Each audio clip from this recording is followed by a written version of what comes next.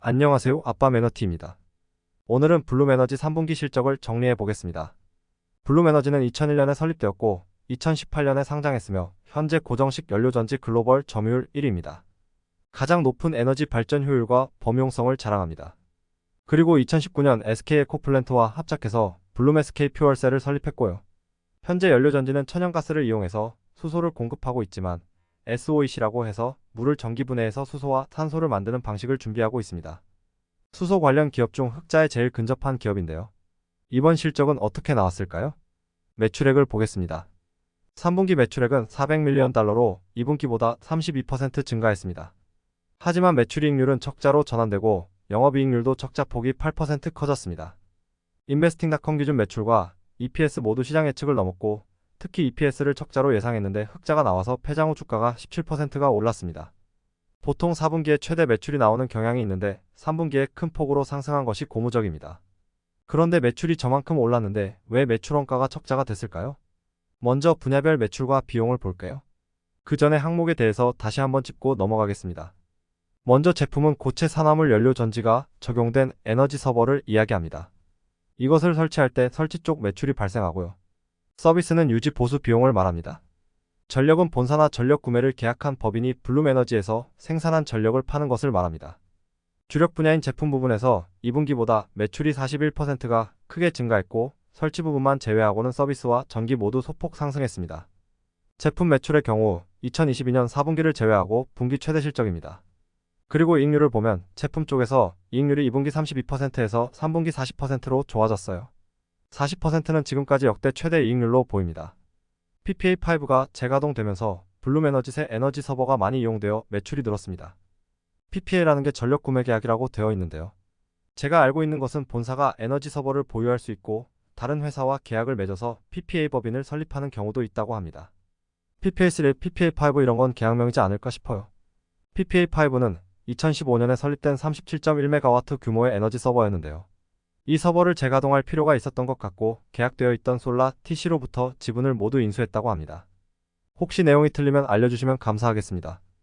그리고 서비스 부분도 매출이 늘어난 만큼 수익성이 개선되었고 설치 부문은 매출 하락과 함께 수익성도 소폭 감소했습니다. 문제는 전력 부분인데요. 매출은 2분기에 20밀리언 달러였고 3분기에 26밀리언 달러로 늘었지만 비용이 2분기에 15밀리언 달러에서 3분기 139밀리언 달러로 약 9배가 늘었습니다. 이 부분이 전체 매출익과 영업이익을 깎아먹었는데요. PPA5 재가동을 위해 새로운 제품을 넣고 과거에 설치된 제품에 대한 손상 비용을 반영한 것입니다.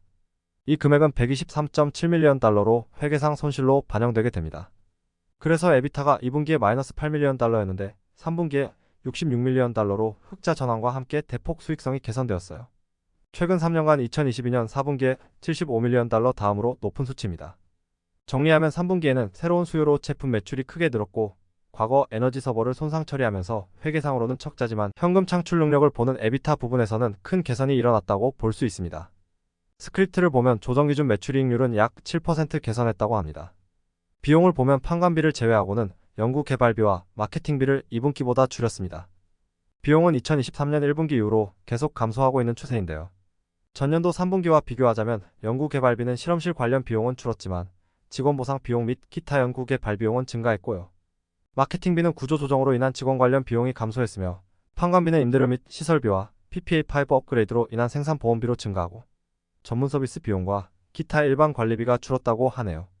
매출이 증가함에도 비용을 줄이는 것은 좋은 현상으로 보입니다. 연구개발비 감소는 좀 아쉽지만요. 재무 상태를 보겠습니다. 2022년 2분기까지 자본 잠식이 일어났다가 점점 자본이 늘게 되는데요. 2023년 2분기의 부채 비율이 686%였다가 3분기에 자본이 크게 늘고 부채를 엄청 줄이면서 370%까지 내려갔습니다.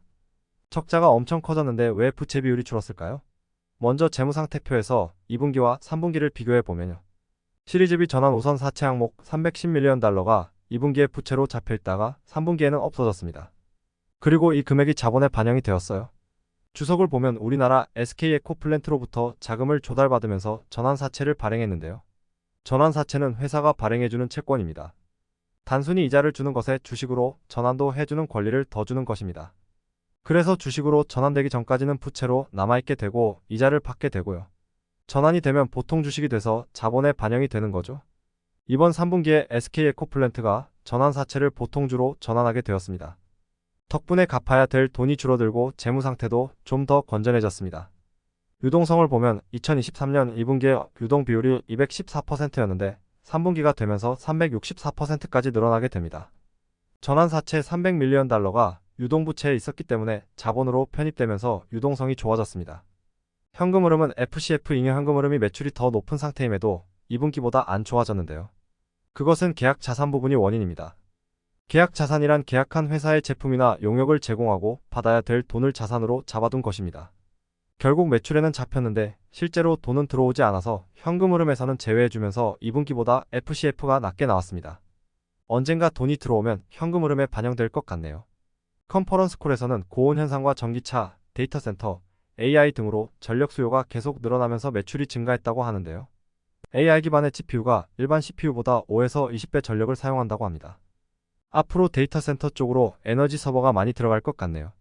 그리고 대만과 싱가포르에 진출하여 첫 번째 고객을 확보 및 계약을 했습니다.